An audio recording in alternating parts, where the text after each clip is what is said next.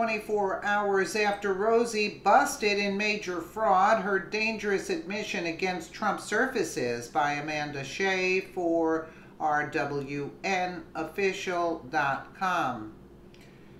Resentful comedian Rosie O'Donnell has been the mouthpiece of hate against our president since the moment he decided to run.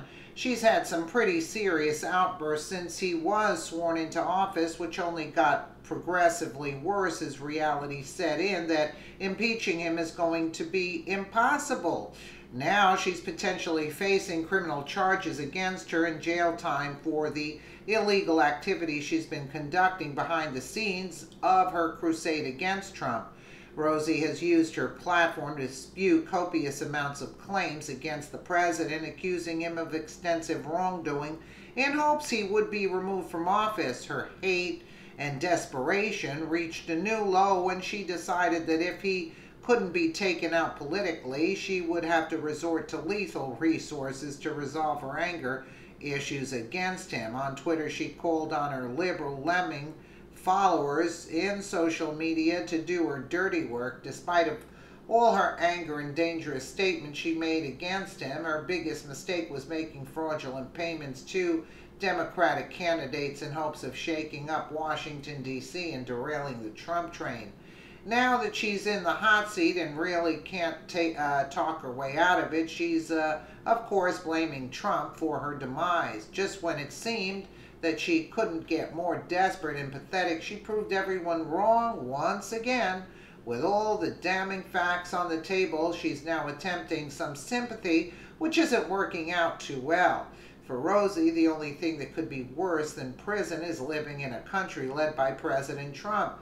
The comedian, who has put herself in a personal prison of perpetual hate, has for someone she has no control over, is claiming she won't make it out of this alive. She's lost her mind. Independent Journal reports Rosie O'Donnell confessed she is seriously worried she will not live through the duration of Trump's presidency. In an interview with W Magazine, she was asked how she balances her role as a comedian with being a truth-teller and dramatic actress. O'Donnell replied that she hasn't done interviews since Trump was elected last November and is only doing so now to promote her upcoming TV role. I haven't done any interviews since he's been elected. Today's the first day of doing interviews. I haven't been on television doing interviews since he's been elected. So when I do the press for this show, that will be the first time, and it has taken me a full year to integrate the reality of him being a president in a way that I don't come across as either so full of rage that no one can hear my words, or so sad that I can't articulate the level of pain. There's something off the rocker, you know. I seriously worry whether I personally will be able to live through his presidency and whether the nation will be able to live through it and survive. She added, the former The View co-host is also concerned about the possibility of nuclear war. It's a terrifying concept on the brink of war with a madman in charge.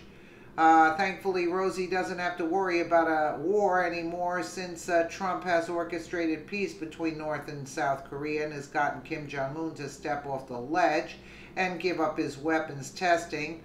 With the stress off her plate, maybe she can focus on her own real issues like these massive payments she was caught making. The ramifications are those actions of those actions are real, and Trump is the least of her problems. Well, Rosie thought she could bring down the president's agenda by helping to elect more Democrats across the board. She attempted that failed effort with a lot of cash. According to a post-analysis of campaign filings, O'Donnell donated far more than the Federal Elections Commission rules allow for each candidate. The maximum amount of donations one person can donate per person is $2,700 per election. The limit applies separately to primaries, runoffs, and in the general elections. It also comes to light that O'Donnell used 5 different New York addresses in order to donate to each candidate. Filings show O'Donnell gave a combined $5,400 in contributions over the limit to the 5 candidates and used 5 different New York addresses and 4 variations of her name. The question that many Americans are asking is if Rosie will be treated the same way Dinesh D'Souza was treated during the Obama reign of terror. Hopefully, President Trump's DOJ takes a closer look at the details and treats O'Donnell the same as D'Souza was treated. After all, there should be no favorites played. There is nothing the media won't say or do to bring down President Trump. It's not fair, but this is the reality. We can only hope Jeff Sessions plays it smart and does his job. O'Donnell isn't anyone special and should be treated the same as anyone else. President Trump is fighting for all Americans, while the left and the lamestream media is fighting for their own interests.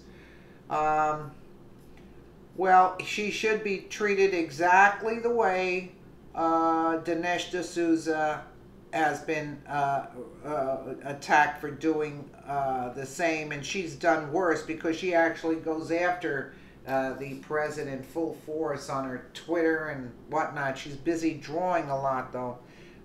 I'm surprised they even hire this woman. She sounds like she's off a rocker.